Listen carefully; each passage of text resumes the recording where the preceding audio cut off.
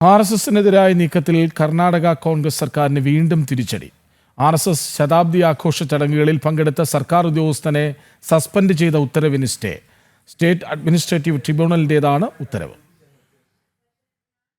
ലിംഗസഗൂരിലെ RSS പദസഞ്ചലനത്തിൽ പങ്കെടുത്തതിന്റെ പേരിൽ PDO Praveen കുമാറിനെയാണ് കർണാടകയിലെ സിദ്ധരാമയ്യ സർക്കാർ നേരത്തെ സസ്പെൻഡ് ചെയ്തത്.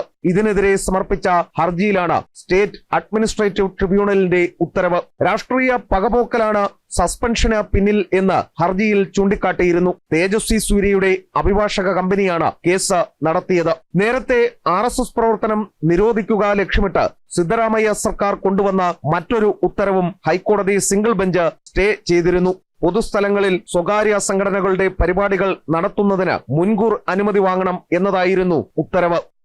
എസ് ശ്രീകാന്ത്, ജനം, ഡൽഹി.